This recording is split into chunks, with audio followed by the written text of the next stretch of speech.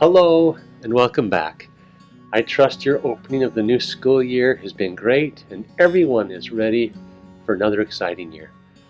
I want to begin by thanking all of our colleagues who worked so hard during the summer months to help us get ready for the new year.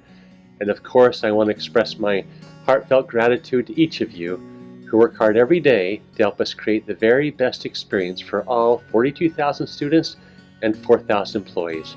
Thank you.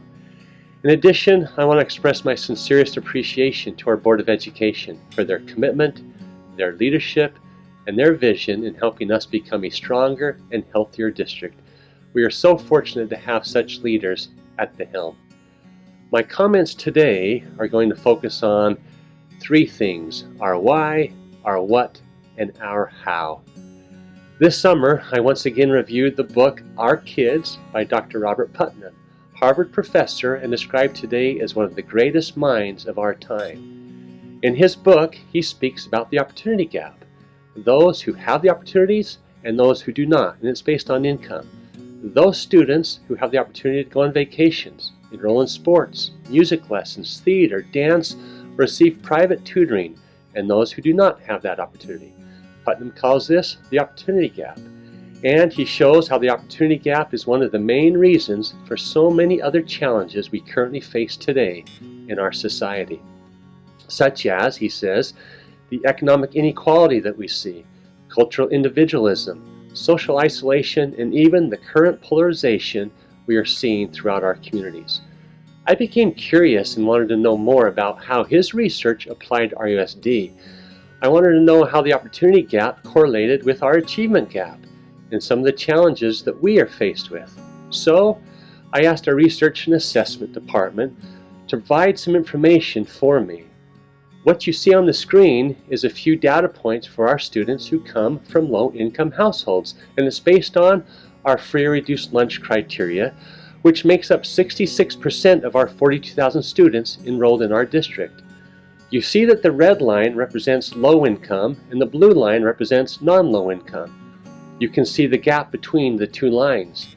The achievement data at the bottom of the graph are last year's English Language Arts and Math state test scores, as well as our graduation and college going rates. Again, it's clear there is an achievement gap that exists between our low income and our non-low income students. I was also curious to see if there was a gap that existed in our suspensions and chronically absent students. The data tells us that students coming from low-income households are 2.5 times more likely to be suspended and 2.2 times more likely to be chronically absent more often than their non-low-income peers. I then wanted to know the demographics of our low-income students. In our district, we have 42,000 students, and our African American students make up 6.6% of our total student population, and yet 70% of our African American students come from low-income households. Our Latino population makes up approximately 70% of our 42,000 students, and 79% of our Latino children are coming to us from low-income households. 21% of our overall student population is white, and 36% of our white students are coming from low-income households. Look at the English learners. Out of our 42,000 students, 17% are English learners, of which 93% are coming from low-income households. You can also see 65% of our students receiving special education services, and 100% of our homeless students are considered low income. So, the opportunity gap that Dr. Putnam talks about absolutely correlates with the achievement gap, and as a district, we need to aggressively address these challenges. Now, it's not all doom and gloom. There's a lot of hope. And this summer, I attended a solutions forum at UCR where Dr. Putnam was the keynote. He shared several solutions that communities, organizations, and even school districts are doing to successfully address this growing problem. At the top of his list, he said is to, number one, make all of our decisions based on equity, to intentionally build bridges across class, race, and organizations, to reach out and help our parents and families become even stronger by providing coaching and making home visits, and provide a lot more intensive mentoring for our kids. So let me connect this to our work here in RUSD and our why, our what, and our how. by using a sports analogy. In team sports, plays are developed for certain game situations and compiled into a playbook. Successful players study the playbook so thoroughly that they know exactly, almost instinctively, what to do. In RUSD, we too have a playbook, and we've had one for the past 3 years. It's referred to as the guide. Now, this past summer, a team made up of our colleagues came together and updated it, so it's now referred to as the Guide 2.0, and it tells us exactly what we are to do. For example, it clearly tells us about our why, which is the very reason we exist as a school district. Our why is our mission. You can see that our mission clearly calls out equity, engagement, and innovation for all, and all means all, every student and every employee, every day. In our playbook, you learn about our what we are to do. We are to live and lead through our RUSD values. I want you to look at these values and how well they reflect an outward or a we mindset, community, engagement, equity, well-being, and all of these values certainly support our tagline we have in RUSD to be extraordinary. In our playbook, you'll also learn about our hows. These are our district-specific goals and actions. Did you know that we have 3 overall goals along with a variety of specific actions, such as the importance of all employees collaborating together through shared leadership, or providing a multi-tiered system of support for all of our students?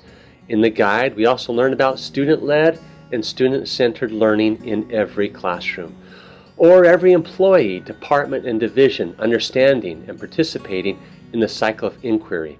And of course, at the core, all of us remember to lead in all directions, keeping relationships at the center of our work. Now, just as great athletes spend hundreds of hours studying their playbook or perfecting one small aspect of their game, as an RUSD team member, you will need that same mindset. Now this year, our collective focus as employees will be to learn really well and carry out the actions found within our playbook. However, we're going to take the very top recommendation that Dr. Putman's research suggests and go deep in the value of equity. We want to look at our individual and collective practices, even our policies and procedures, through the lens of equity. Really understanding what equity looks like, feels like, and sounds like, essentially putting equity at the center of our decisions. Within the value of equity, we're going to go deep in understanding diversity, which goes well beyond low income to include race, gender, disability, sexual orientation, gender identity, and even religion. Also within the value of equity, we'll go deep in our understanding of what it means to create inclusive environments for all.